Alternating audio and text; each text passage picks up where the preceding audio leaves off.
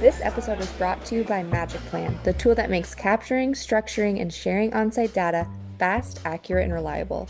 Used by restoration pros worldwide, Magic Plan turns your mobile device into a powerful field companion, from floor plans to full project documentation.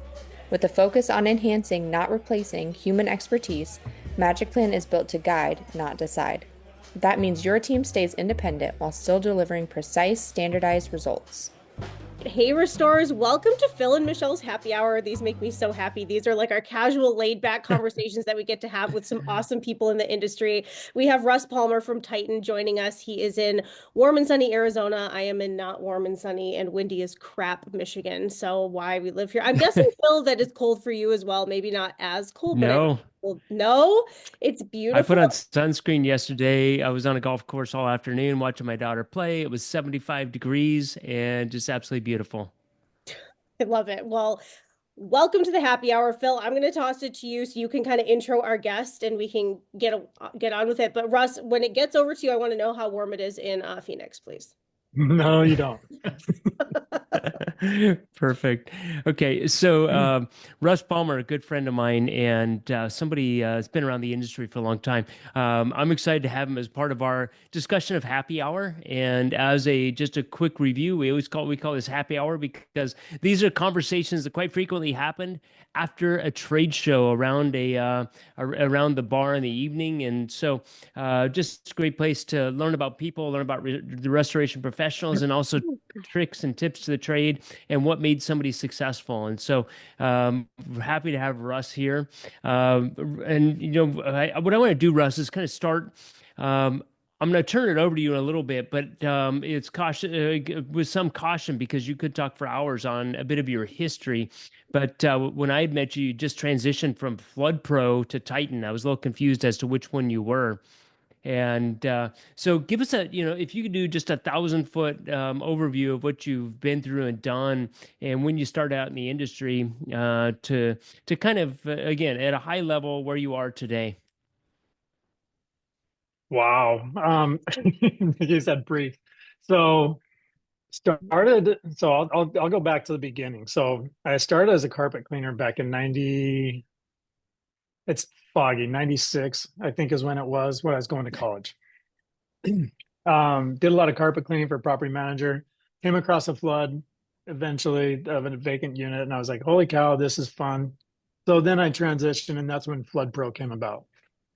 Pushing a wand and doing that kind of stuff gets really, really boring. I've lost all my carpet cleaner calluses, but that was really boring. You didn't have podcasts, you didn't have the headphones and all the fun stuff we do now when you could actually do that. But the floods really piqued my interest, and that's when I started Flood Pro. Was shortly thereafter, 97ish, 98, I think.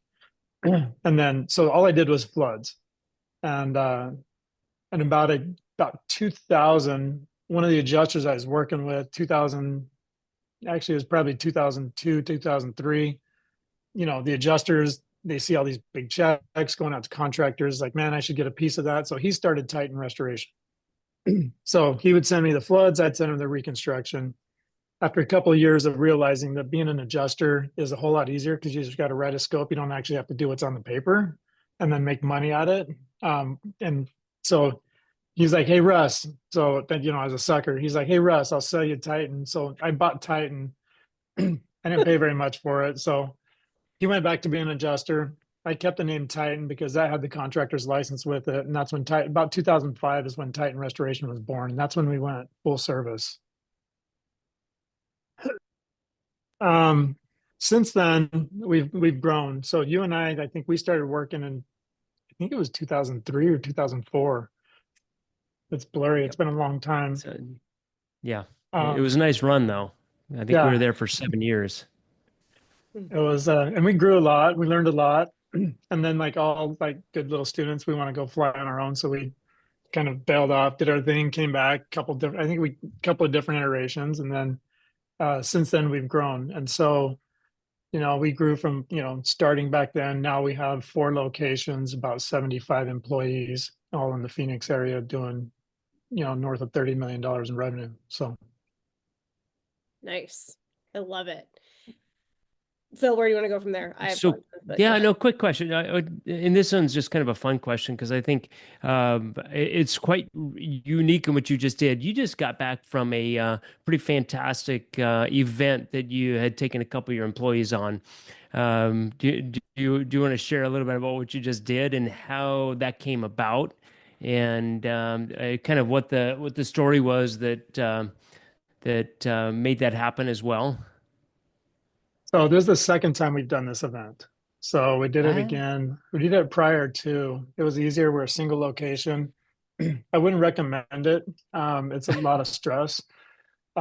So so we each year we have we have a company goal, a big stretch goal, and so if everybody hits it, then we celebrate. And so for 2024, when we hit our goal, the goal was to take the entire the reward was to take our entire company plus one on a cruise, like a 4-day cruise. So from a Friday to a Monday, we shut down all 4 locations, crossed our fingers, no big jobs came in. Took as many as that could come. So not everybody went or could go. So we did have a few people behind, but so yeah, we did a 4-day cruise. That's Um, amazing. And the logistics. Oh my gosh. Okay, so I need to know like what port you went out of, what cruise line this was. I need to know like those kind of details now. so it helps being in Phoenix. So we cruise out of Long Beach. Okay. So quick flight over to Long Beach Friday morning, jump on a boat, and then go Long Beach down to Ensenada. So one stop at sea, left Friday night, came back, we were back Monday morning, and then fly back Monday afternoon. So of course, like you'll ask every restoration company this. Whenever the owner or the leadership leaves town, something big happens, right? It's like a given. Hey, things are slow. Why don't you go on vacation? It's like the running joke. yeah. So Tuesday morning, we get a job call in from one of our clients. It's a 12-story high rise, 2-inch water main ran for about an hour because nobody could find the water shut off valve. So Okay. this, yeah, yeah. So this job is like the number of pieces of equipment we had ended up being the largest job we've ever done. We've done some big ones, but just we had over 1,400 air movers, over 200 dehumidifiers on this job. We did roughly 150 dorms that could be either all the way from a studio to a 4-bedroom place. We did 150 of them, and we had this job going. So we started on Tuesday. So Friday morning, we're like, peace out and leave. Left in charge with a couple of ex-employees, some friends that are helping us out, and some temps. And they totally killed it for us. But yeah, we left one of the biggest jobs we've ever done, and just said, peace. We're going on a company cruise, and cross our fingers out. And once we got on the boat, there's like no turn back. You can't like No. quick helicopter. This we did have internet, so at night I'm keeping an eye on what's going on and providing updates. But other than that, it was craziest thing we've ever done. So Good thing you didn't consider turning your phones over to one of your competitors for the weekend, just as a bonus to your staff and employees while you're away on vacation. no, we did. So they're our old employees are actually competitors of ours, and they were running our Oh, phones, they were running our stuff, and so wow. yeah, we had you. I don't remember if you remember Jeff Ramsey or not, but him and a couple of our other guys, they were. Yep. He used to be our old mitigation manager and went out on his own. We're still good friends, and Jeff, hey, come run this for us, and he had no idea I was going to do it, So but we pulled it together. We Is were able to she? do it. what does it take to build that level of trust with people like in your local area? I mean, that is like an unheard of situation from in my experience. So what does it take to build that kind of relationship with people or even your competitors? It's like we still are going to work together for the best of the client or customer at that point. Um, it's just a lot. It's just so I think what it starts off is with an abundance mindset. Hmm. So most restoration guys think I've got to get my piece of pie. There's only so much. That's all there is, and they have a really scarcity mindset. So you got to have this abundance mindset that hey, there's enough for everybody out there. If we build a good enough ecosystem, we build a good enough group of guys around us, there's going to be enough for all the good guys that are out there. There's still going to be as Mark Springer calls them, pirates and cowboys, but but if we build this system and do it, there's going to be enough for us there, and you just got to trust the process that hey, if you're good enough and you're providing the right product, the customers, and you just had that client, a lot of them knew we were leaving. We're like, hey, we're leaving. Even the client that we're walking with, they knew we were leaving. We said, hey, here's the guy who's coming in. He's worked with us, been a part of us, came out on his own, introduced it, had the handoff and did it. But it was, and even Jeff, when he was running that job, we had a few other jobs that came in that we had to give to a couple other guys that used to work for us too at a different company that showed up. He did all right, but it also gave the client, the clients knew that, hey, we're turning it over. We're still going to back this, whatever happens. We're coming in and we'll manage and take care of it. And they also got a glimpse into how the Titan way isn't, or, like what it is to not work with us. So they got a glimpse without really any whole lot of penalty to themselves either. So we did, a restoration company our size just doesn't go 4 days without a loss. So No. Wow. So a story. I'm going to share. Just brought up a really good point of the going away and something big happening. My father and I. It was probably 1994. We had a restoration company, 4 locations here in Oregon, and we went away for a 4-day retreat. It was Easter. It was the same season, and so we came back, and my dad says, "Phil, turn on the TV." So I turned, and we were actually slow before we left. I came back and so I turned on the TV, and it's our head estimator being interviewed on the news because we had received a really large, it was ended up being probably $750,000 commercial loss. And just, you want something big to happen, go away. And quite frequently it does happen. So kind of cool. One of the you talked about the abundance mindset, and it just reminded me of a guy that was pretty influential, kind of in my thoughts and understanding. It was a client of mine, but understanding of what we can do as an industry in the restoration industry, and I think it was also impactful for you as well. But Mr. Warner Cruz in Chicago used to open up his building to his competitors, to restoration companies from around the country, because he always felt that if I can, one of my consultants, Ken Tucker, he used to say, I can compete with competence. I cannot compete with incompetence. And so I think that might have been maybe at least a point or something you consider, or it adds on to what you said. oh, totally. It's it's that we do the same here. Like we have a lot of people that have asked us, hey, how do you do things? We have people come to our office. Hey, we want to see it. We'll spend 4 or 5 hours with people a lot of times sitting in our office. Hey, here's our playbook. Here's what's going on. It's kind of like Southwest. Like, hey, here's what we do. Here's our playbook. You can do it. Try it. You can't execute on what we're doing, but here's our playbook. Do what you want with it. Take the best parts, leave the rest. Like they say in 12-step. But take the best parts and leave the rest, and whatever works. So that's kind of how we are. It's like, hey, if we can make you guys better and compete against you guys better, like hopefully we can take some pieces from you guys too, and improve what we're doing there. So I don't know. It's kind of a weird way to look at things, but That's good. Talk about building your team out to where your company is today, because you've inspired some employees to go off and do other things and be innovative. You have a great team. Now I know that you just talked about the Titan way. So talk about what that is and how you've kind of grown your team to what it is today. Maybe talk about your team a little bit, actually start there and talk about maybe Yeah. interesting positions that are on your team that maybe some restoration companies don't have. oh, wow, that's a loaded question. So one of the things, like many people know, some people don't know. So I was diagnosed with a kidney disease 23 years ago. And technically, when I was just a year after I was diagnosed, I actually went into kidney failure. So luckily, I met some great doctors. They're able to nurse my kidney back to health. But I always had this thing looming over my head, knowing I was going to have a kidney transplant sometime. And so that was one of the things I think that inspired me to hire Phil is, hey, how do I build this thing that can operate without me in the event I don't, I need to go on dialysis or have a kidney transplant or take time away from my business. So how do we build this? And so with that in mind, it's always been, how do I empower or build a team that I can trust that will be able to, execute and do what they need to do? So many leaders struggle with paying somebody a lot of money and then micromanaging the crap out of them. Like, why are you going to pay somebody a lot of money and then tell them how to do the job? Like, I've been studying a lot of Dan Martell stuff. If you haven't read his stuff, it's great. Buy back your time. He has really great philosophies. Just start watching him on YouTube or Instagram. You'll love it. But he's like, the way you do it is you hire the person, make sure they're competent, and then give them the outcome you want, and then say execute. And basically they come for you answers. You're like, well, you know, give me your, what's your problem? What's your three solutions, and what's your one you want to suggest? And so he calls it his 1-3-1 model. And so you do that.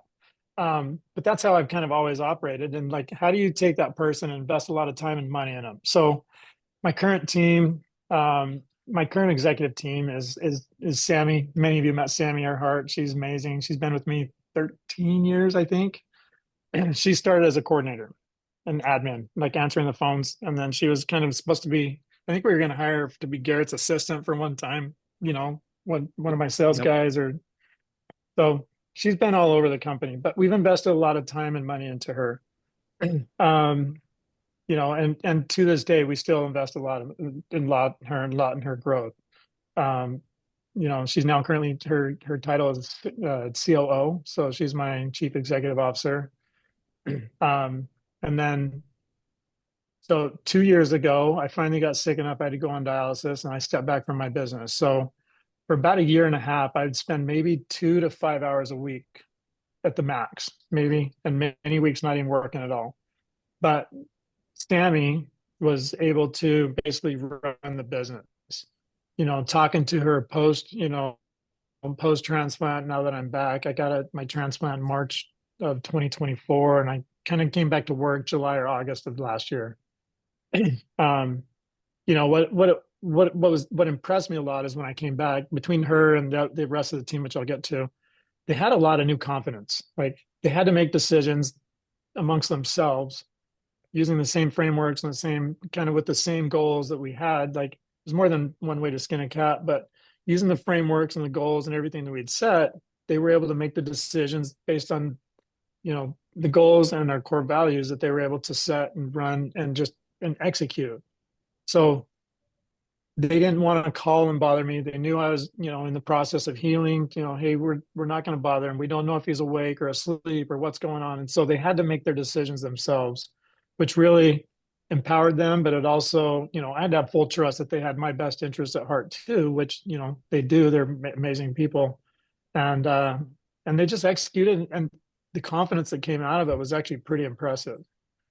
And basically we built out a whole executive team, which allowed us to do this. So we've got Sammy as my COO. Caleb, he's been with me for 4 years, 5 years. We hired him on as a sales guy, and he's evolved into our chief revenue officer. So he's over a sales team of 8 or 9 guys now, and just does an amazing job there. Great. He's got the organization to be a great manager, but he's also got the sales mentality of, hey, he's just super fun guy, great personality to be around. And him and Sammy work really, really great together. Also have, you gotta have the finance guy, so financial guy.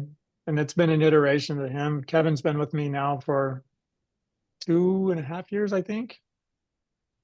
Something like that. And then we hired Brent. It was our chief legal officer. We hired him about the same time. So, we didn't know how we were going to use an in-house attorney, but it's been actually pretty interesting there. And then we just have our branch managers that are over the different branch offices. And then we actually used to have, I've always been more inclusive on my executive team, and it's kind of got too big. We've kind of started, I don't want, for lack of a better term, we don't require them to come to the weekly meetings anymore. So like Jake, our mitigation manager, that all just falls under operations. Same thing with like our superintendents, and some of the operations guys all fall under Sammy now. But I've always been more inclusive. It's like, hey, let's have more, kind of goes to that abundance mindset. Let's have more people in the room looking at like the problem. Let's get their perspectives, get their ideas, get their input, and really attack it, and attack what's kind of the most pressing issue at that time when we do our annual priorities, and then what are the most pressing quarterly priorities. Nice. Good. So was I, that. I think one of the things that was sort of a training ground for the way you operate your business is you were a pretty active father for 5 kids. 5 kids, I Six. think. How many kids do you have? Six Six. kids. Yeah, six. And it Yeah. was important that yeah, that you were involved in their sports, their little league. I watched more than my share of little league baseball games in Florida, or not Florida, in Arizona. And it actually gets cold there in the spring and fall in nights, but nonetheless, I think that was good training grounds for that, for the way you manage and the hands off and giving people some expectations and kind of letting them run with that. Well, I mean, you have to put what are the priorities? Like the business is always going to be there or something, but you only have 18 summers with your kids. So, how do you spend that time with them and do that? The other thing that's like important that I've always done, a lot of guys that I've kind of been intentional about it is like I'll go to lunch, I'll go to breakfast with people, but dinner time after 5 or 6 o'clock is usually family time. So there'll be the exceptions, but it's rare that I'm not out at the ball games or I'm not out doing the dinners or client dinners or that kind of stuff. That's in my mind, that's when they should be spending time with their families too. And so I don't want to impose on that and do that. But if we want to go meet golf, we want to go do something else or do it during the day or do lunchtime. That's kind of how I've always operated. So I don't know. My kids still like me. We still have great relationships. They're, my youngest is 13, my oldest is 26.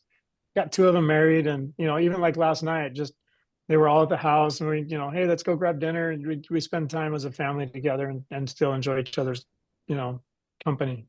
Um, I love that. that's the That's important awesome. stuff. I remind myself that all the time, the 18 summers thing, and it goes so fast. We just got through spring break here, and I was like, oh my gosh, like my oldest, we only have 7 spring breaks left, and it's like it's gonna be over before we Oof. know it. So those are I'm in the sunset of that, Michelle. They're out this year, the last of them. So we're empty nesters here. So I get it. And you don't have 18 summers, you have 18 winters. You're a hockey mom. So this is true. And my 5-year-old is playing with my light. So as it's going on and off, that's why my light's going on and off because he's standing right there playing with my light. nice. So Oh, that's awesome. But Luca. then you also have like your spouse too. Like Jen and I have been married 27 years now. I know you've been married to your wife for a long time, Phil. And there's in our industry, there's a bunch of guys that travel a lot, and there's a lot of broken homes and broken families just being away from each other. So it's almost like a military mentality type thing. And so, Mm. you can chase the dollar a lot of times, but for me, we haven't really traveled much. We've really been limited on that just because we really want to focus on staying strong and staying close to each other. So I love that. Should we talk about technology? We can't have Russ on the Yeah, podcast. I want to talk about technology, and we're going to do a segue into that. So, Right. one of the things that I think is really important in how you manage with kind of a hands-off approach, without having to know what's going on in every single job, is you have to have good data, and that kind of there was an evolution for you because I think if you want to talk about it, but it was an important struggle and challenge you had, and explain the value of really good data and the road that took you down, and how that helps you effectively manage your organization as well. how far do we want to go back? And yeah, you can talk about just the inspiration for Accelerate Oh, okay. and how that came about and how that because I think we can go back a long ways, but it all well, there was a pinnacle there. It said I have to do something different. So Yeah. So I know your favorite story is when we first met. You're like, how much you making? I'm like, I don't know. Like the data I had was a total train wreck. It was like, I think I got this much in the bank account. The financials are a train wreck, whole 9 yards. But Phil kind of started to introduce us to the actual need of good data, and me being the typical owner entrepreneur, like bright shiny thing, there's a squirrel, I'm out. So hire the right people to get that stuff for you. Hire to your weaknesses is kind of the best way to do that. Yep. But as things evolved, we started looking. A good leader will always start asking questions, and questions mean you got to have the data back it up.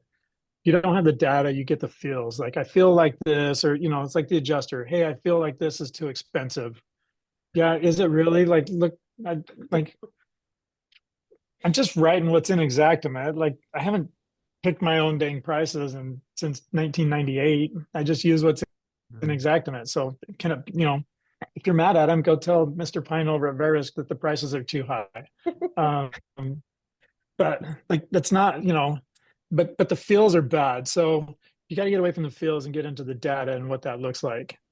Um, and so uh, we've been on a few different systems. We were on Dash. Was on, Dash was kind of the main system that was out there. Between them and PSA were kind of the main two. And so we were on Dash, and we ended up spending trying to export the data. This is before Powered BI and before a bunch of different things that Garrett's done over there to improve his system. And we basically just couldn't get the data that we were looking for and to make it easier. And so 2018, me and three partners, um, Rachel, she used to work for me, and then one of our old business coaches, and then just one of his friends that he introduced us to, who the data analyst created a system called Accelerate. So we wanted something that was going to be easy to use. We didn't want to have to go through the Dash University course, which is a true university 4-year degree in order to get your login at the time.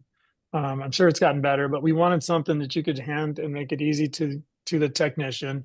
We wanted to build in the automation so that, at this point when Dash was created, they didn't have geofence or geolocation. Now we do. So why do we need to push a button that says arrived on site? Why doesn't the phone just look for the address? And when you're close to the address, it pushes a button for you. So, how do we take these automations and make it so that the holes get filled in, the data holes that are like the biggest pain points? Like, how do we make those automated? And then how do you be able to take that data and export it into a system that feels super familiar so you can, for those that are Excel wizards, that they can put them in pivot tables and do that. And how does you make it feel that way? And so we created Accelerate to solve that issue, to manage that. There's other issues that we were trying to solve for. We were doing a lot of condominium type work at the time. So how do you solve to have 10 different owners all under one file so that you can look and see what's going on? Or how do you solve for when you have a contents, a reconstruction, and a mitigation job where all the notes appear in the same place? So when the manager, like as the owner and the manager, you get called and you're like, hey, what's wrong with this job? And you start getting, you're getting all the heat. So you're like, hold on, I got to go to this tab. I got to go to this tab. I got to go to this tab, combine them all, go back and forth. And so it's like, how do we figure and solve for those issues? And then just making it easy. So we created Accelerate. It's been going great. Actually, last year in September, we sold it to another company called Teamfront. Nathan Link, who's our program manager, still over there. He's got a whole great big team of developers.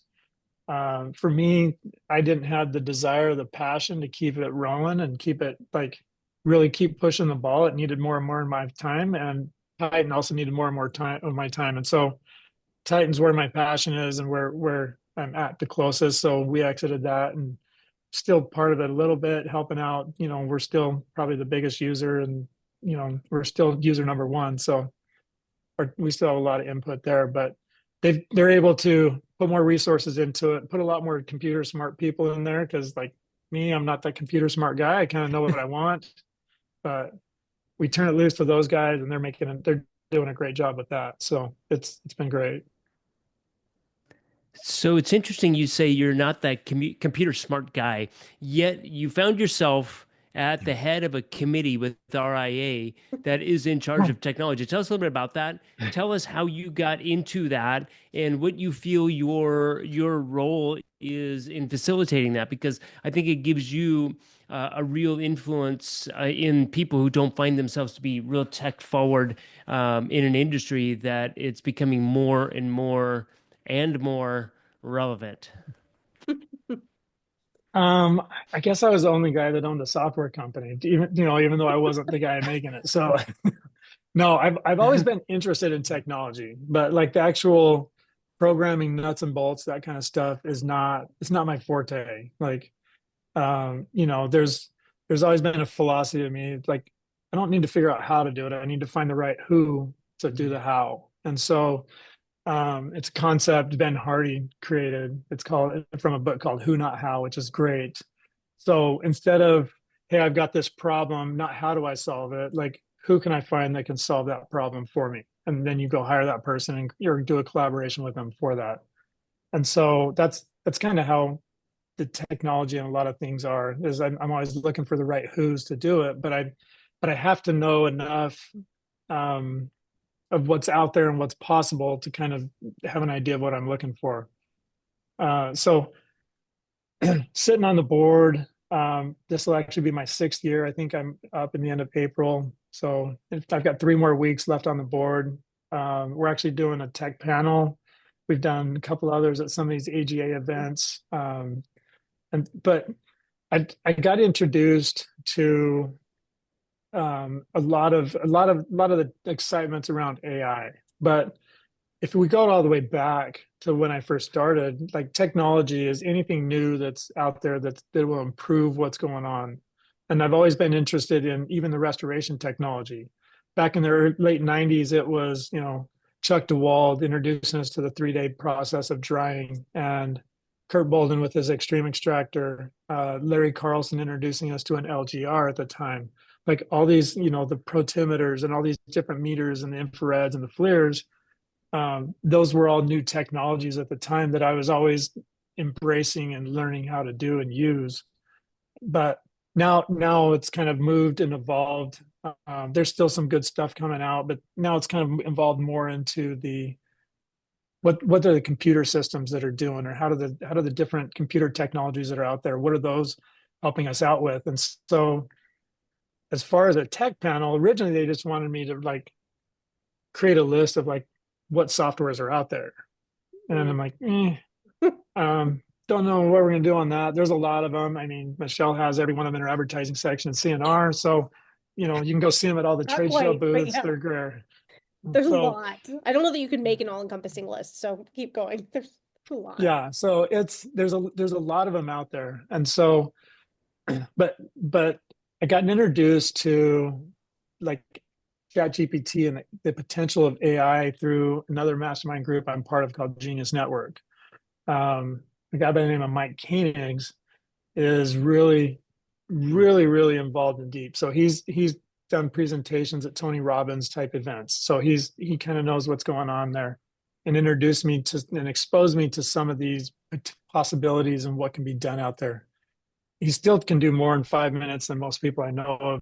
Just, he's super sharp, super brilliant. But with that, this is where the tech panel kind of came out and evolved. And so internally at Titan, I proposed the idea to do a tech panel. We did our first one last September out in New Hampshire at the InsureCom event. But prior to that, we kind of did we've been doing some internal competitions and some other events along that.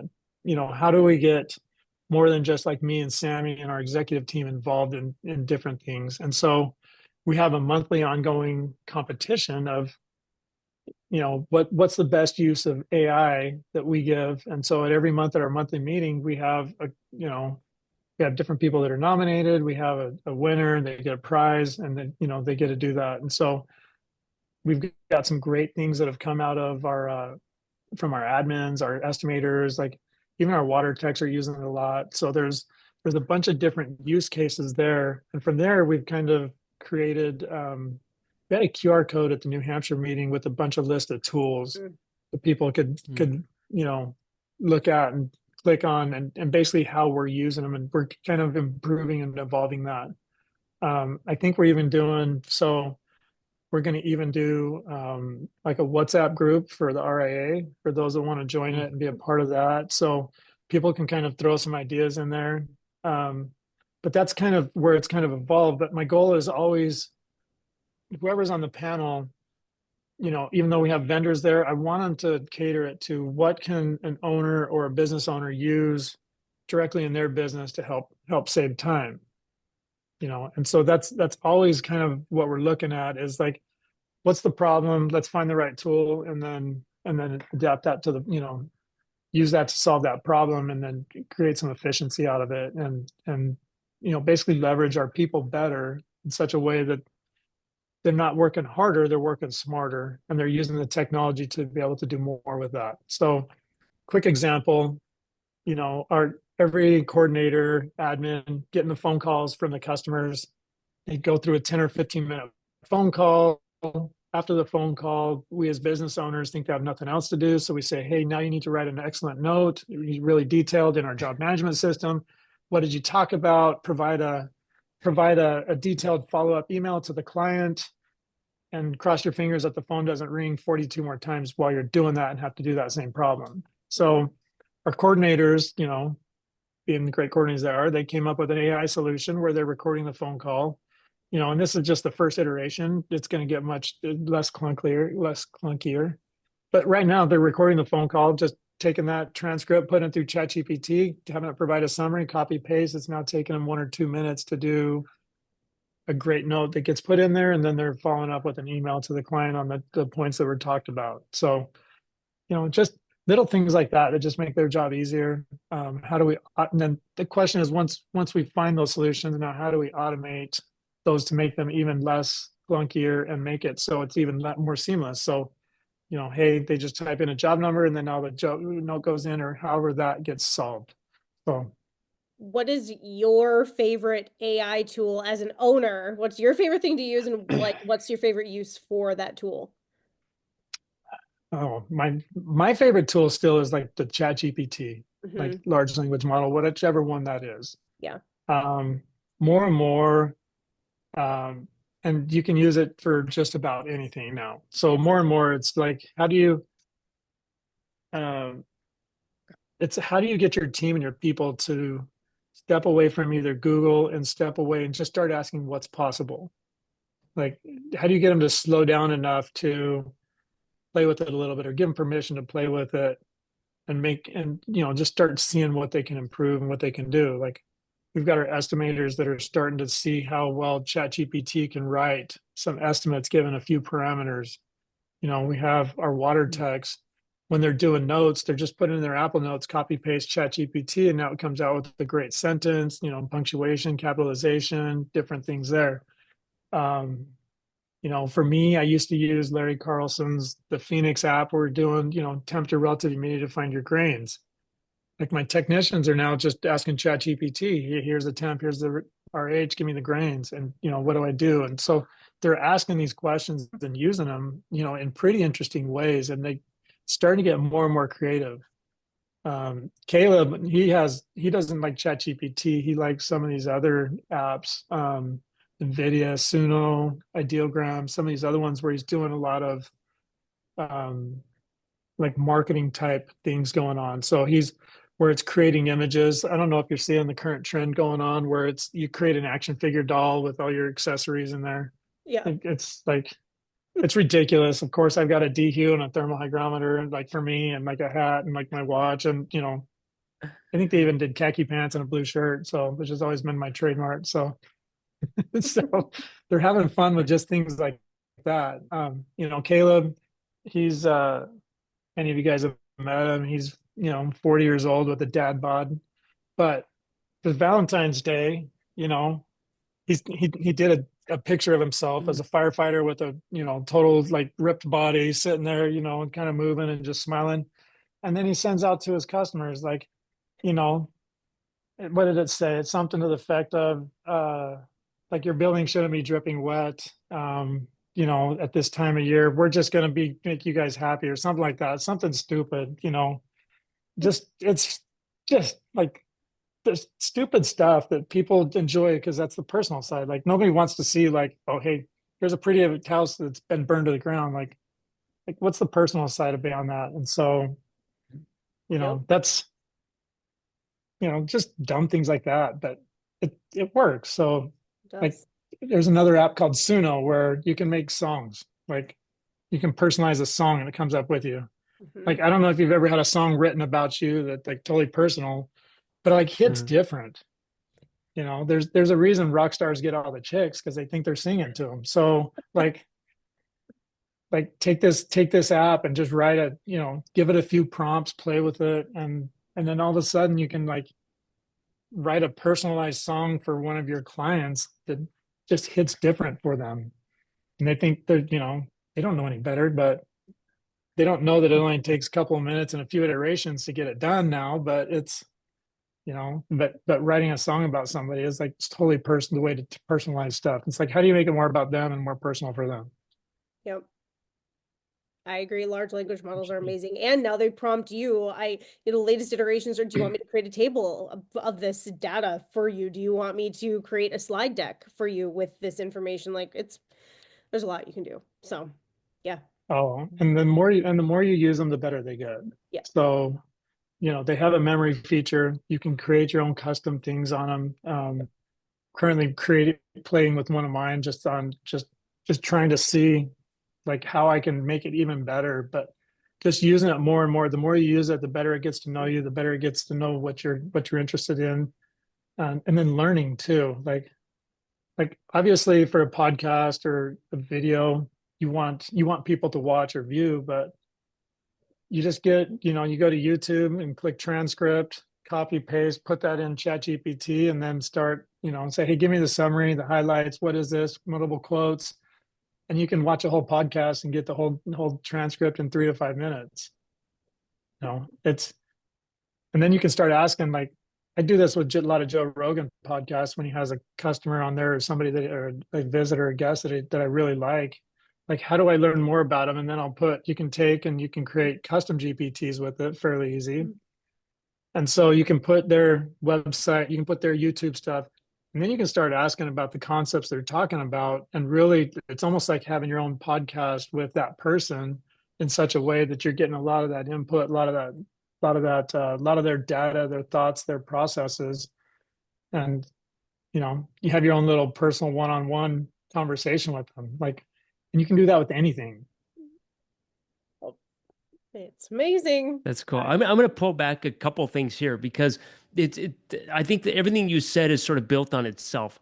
So the first thing is you empowered your employees to be able to step up and do more and take a larger leadership role, which gave you time to sit back and do something different with your time, to be more creative and to drive something different. You said you're not a tech person, but you also said you got to play with it. And so by playing with it, you became sort of a tech person, which was interesting. The other thing that I like is you empowered your employees to also play with this to create solutions, and then you created games. You gamified this process, and they come and they create that and they share their solution. So everybody's involved in this. And I think that that's where you start creating a really cool company. And then, one of the things that Michelle touched on, and I think you had talked on, was your company culture.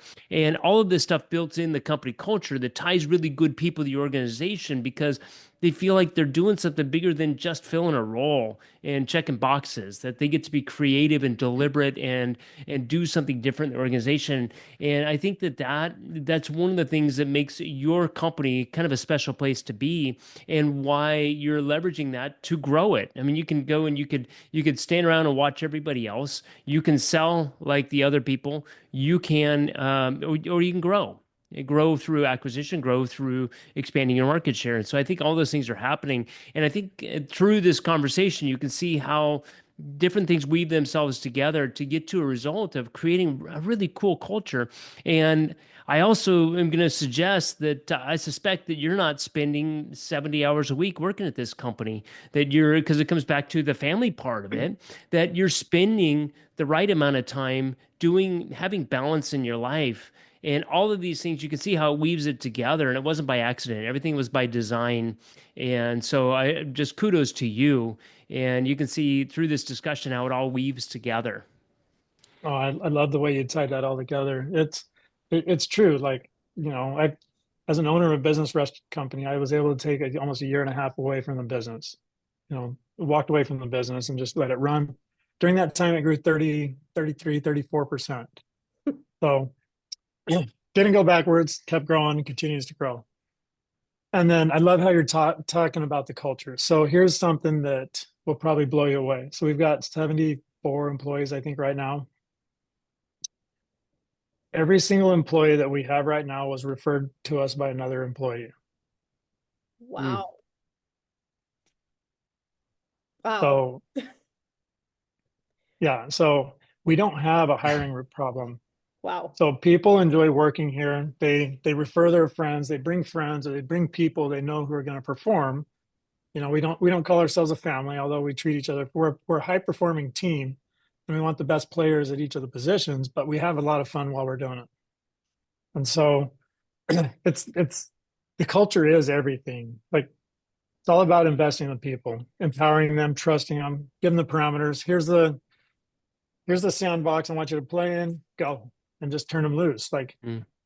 I was talking to another owner recently who's kind of struggling. We're coaching him a little bit, and I'm like, I was asking him how often he looks at reconstruction budgets, and he's like, oh, all the time. We're going through this and this. I'm like, I haven't looked at a reconstruction budget in years. Like, I don't know that I ever have. I let my guys set their budgets and they work their parameters, and I give them the outcome. I give them what I'm looking for, and I let them figure out how to get it done, and turn them loose with the autonomy to do that. And when you have the right people, they're going to perform. They're going to do what they want. They don't need a lot of babysitting or micromanaging, and they love But you working do here. look And at they the just, results.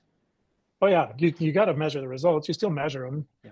but I'm not telling them how to do their job. I'm not going to go out and say, oh, you should do this, this, Mm. this, and this, or no, just Mm. here's the results I want. And here's what we're looking for. And when the results aren't there, we start digging in. But Talk a little bit about kind of on the strain of, I mean, you're talking about you talked about talking to another owner in the industry, and before we get to the fun stuff, because we always ask stories, so we're getting there, but I would also love for you to talk a little bit about what you've seen in the industry the last few years. You've stayed independent in a time when a lot of the industry has consolidated. There's been a lot of M&A activity. There's still big pushes for M&A now. And so what was it like kind of going through the years where there was a lot of activity? And I'm sure that you were approached probably multiple times a day for a few years, would be my guess. What was for it a few like? years, it's still happening every day.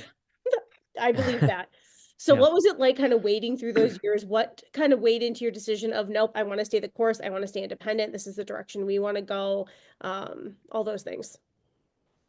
Part of it is like, okay, so when I first hired Phil, the goal was to what, build a $5 million company and then sell it, right? Something like That was that. amongst the conversations. Yeah. But then when we got there, so it was a couple years later, we got there. He's like, now what? I'm like, oh, we're having fun. Like, why stop? So, so while it's fun, we're still doing it. Like, Yeah. as far as exit goes, everybody's going to have an exit Yeah. sometime, whether it's planned, it's intentional or not. There's going to be an exit no matter what. So, are we going to stay independent forever, or what does that look like? I don't know exactly, but everybody's going to have that kind of exit at some point or another. There's going to be some type of succession or some type of exit or something going on there. Um, there has been a lot of M&A activity. It's been interesting. I've had some great conversations. I've had a lot of friends that have been purchased and Mhm. worked out for some, and for a lot it hasn't. And some are happy, some aren't. And it's really about what partner. As you look at it, you want to be intentional about it. Like, who's the partner that's going to best fit with your company? Mhm. So most owners are going in like, hey, how can I get the biggest dollar for this? For me, I'm going to take it, peace out, I'm done, I'm out. Enjoyed, the employees are kind of left holding the bag and trying to figure out what's going on. I've always had, as you can tell through this conversation, I kind of have a little different philosophy, different outlook on a lot of things. Like, would I like to get the top dollar? Yes. But am I going to get the top dollar at the expense of what goes on with my employees? No, I'm not.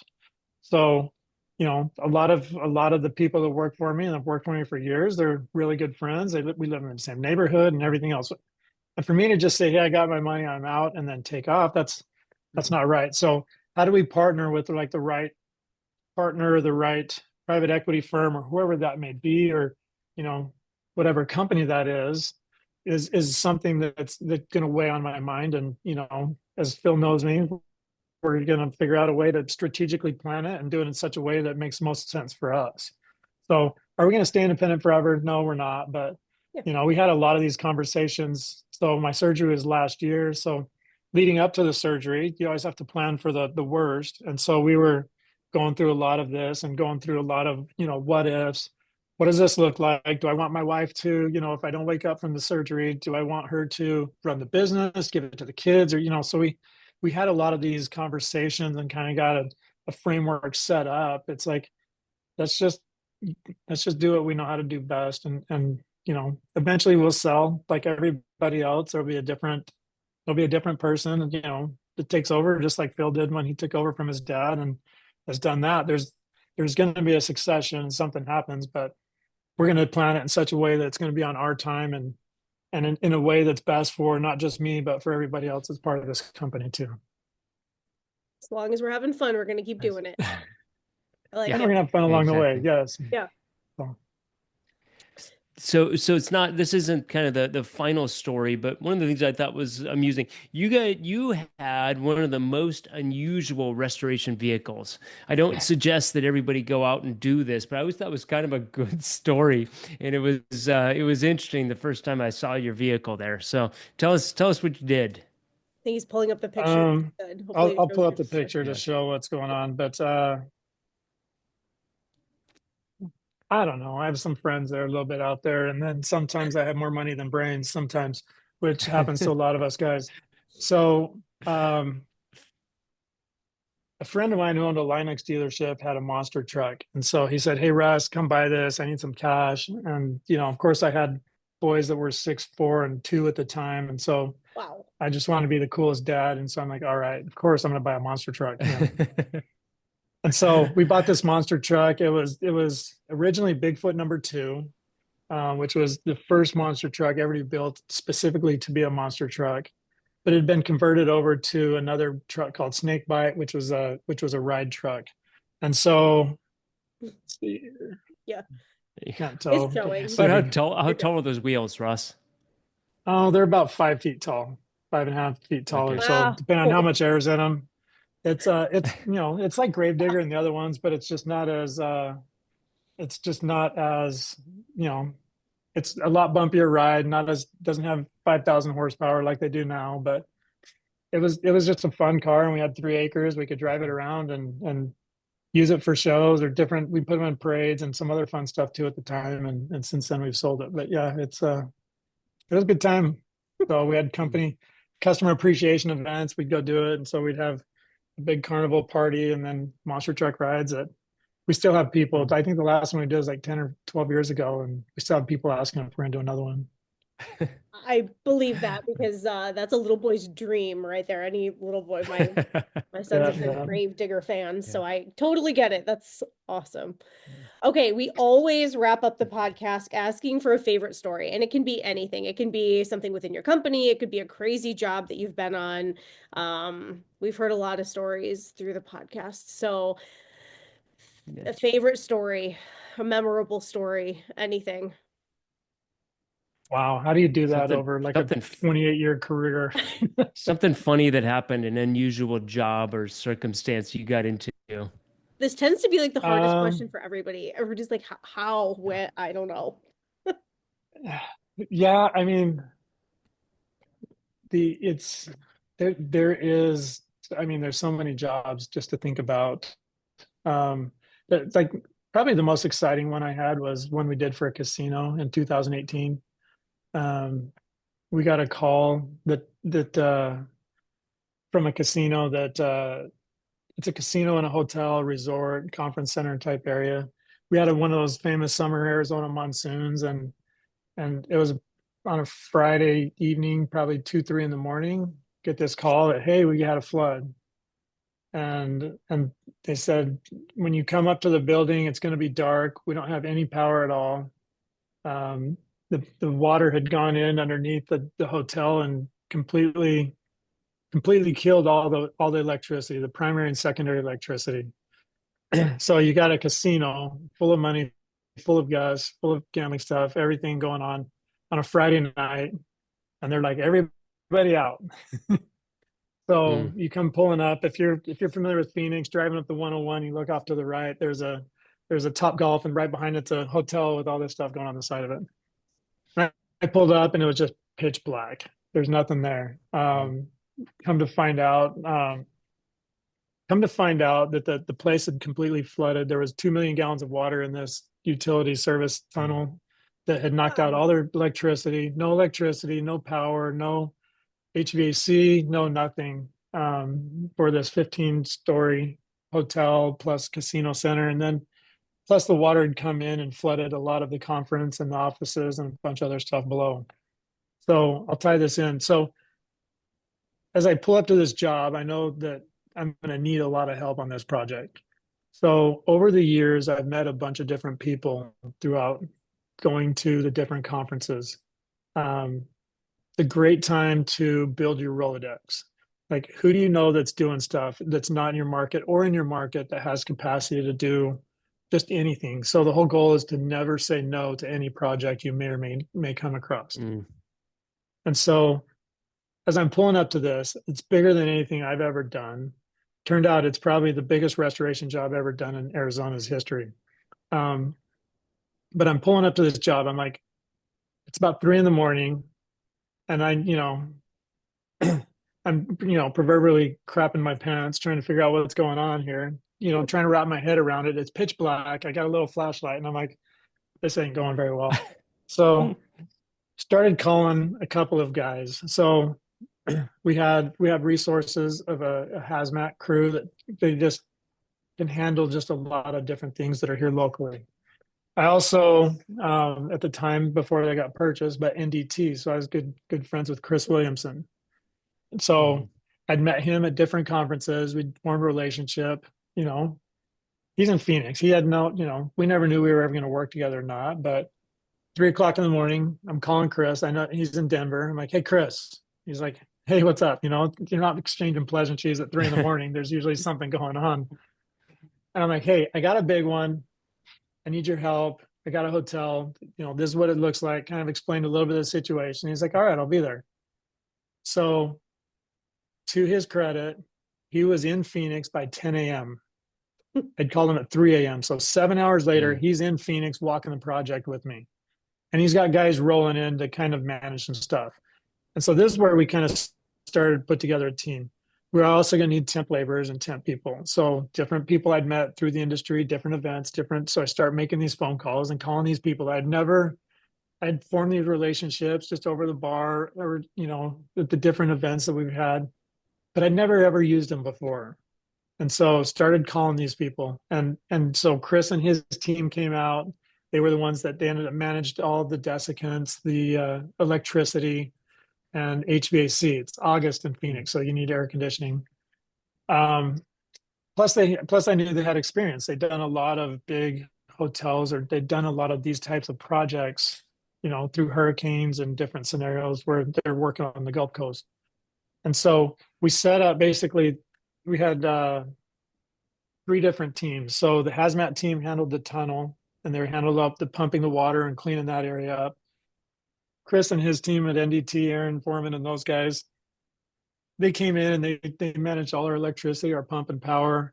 And then we had our Titan team, which was running all the extraction, the demo, and that type of things. And then we had a contractor that we worked with who was the one who was going to be doing all the putback. He had the relationship with the casino, so he was doing all the putback there. So we had this all split up and we were able to do it. And so we ended up having to bring in, what was it? It's been a while.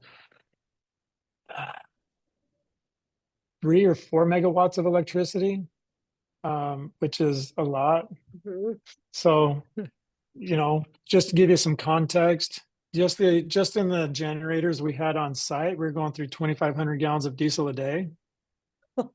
So we had our own field truck that was just showing up and just doing rounds to all the generators. Holy cow, how many tons? We had lots and lots of electricity, lots of air conditioning. We ended up bringing in 3 chiller systems, 250-ton chiller systems. So we had 1,500 tons of AC, I think, is what we were at finally. We ended up, and then the other thing we had to do is, and then Chris introduced us to an electrician who could come in and help the local electrician who had no idea what he was doing. So they came in, Empower came in out of Indiana to help him out.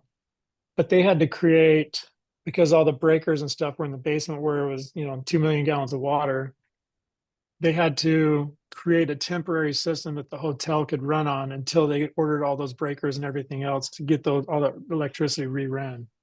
And so they ended up running 21 miles of generator cable to get that up and going. And so they had to run basically a 7,000 amp, 7,500 amp power system in a temp power system. So they did that in about 42 days. So over the course of 42 days, we're able to demo. We got all the HVAC air conditioning set up. So we were cooling the entire property in the 15-story building. We were cooling that so it wasn't getting messed by the Arizona heat and humidity. And then we had all the demo areas, and we had to break that up into spots. So as soon as we were done with demo, we'd turn over the contractor so we could start putting them back together so they get the people coming back in so they could start making money again through the gaming. And so over the course of 42 days, we were able to demo everything, get it cleared, put back probably about 75% of it. So all the public facing areas, we didn't do the hotel rooms on the main floor or anything at that point, but all the public facing areas, restaurants, all those done, clean, put back together, and then get a temp power system set up and set up so that they could bring people and customers and guests back in. That took about 42 days. We had personally about 250 temps at any given time, 300 employees on site doing projects and doing that kind of thing. So it was a big undertaking, a lot of long days, a lot of long hours, but it turned out really, really great. But it was all because we couldn't have done that all by ourselves. It was a combination of all the different people and the entire teams and the other relationships that we'd set up over the years at the conferences and the different events so that we could put it all together and basically do an amazing event for, create an amazing environment and event for these customers, get them back up and running as quick as possible. I think that abundance mindset came full circle for you in that one. Yeah, no, it totally did. Right. So it worked great. So yeah. Okay, Phil or Russ, anything else that either of you want to add before we wrap it up? This has been interesting and super great, and I have a ton of notes, and I don't know how we're going to create a summary. This has been a great conversation. I enjoyed it a lot. Well, the summary, let's take the feed it into transcript and feed it ChatGPT. ChatGPT. Yeah. Yes. Let's send it to Russ's admin team. They'll get us something good real quick. I try to put a couple notes, teaser notes to help come up with a good title, and then ChatGPT sometimes helps, but yeah. So there's is it opus.ai, I think, is the one that'll do that. So they'll break it up, it'll do all the different things, it'll create all the content for you and makes it great. So it does. It's pretty amazing. There's lots of tools. Yep, that's one we use for sure. All right, gentlemen. Well, thank you so much for this conversation. It's been great. I look forward to seeing both of you at RIA. This will be out by then, but Russ, I'm assuming we are, because you have panels and stuff to do, and you're on board. I'll be there, and I'm open for anything else. Perfect. If you guys have any suggestions or any tools that you see, we're going to start putting that together, and I look forward to the interaction to try and make everybody's jobs a little bit easier. So appreciate it. Awesome. Fantastic. Thank you very much.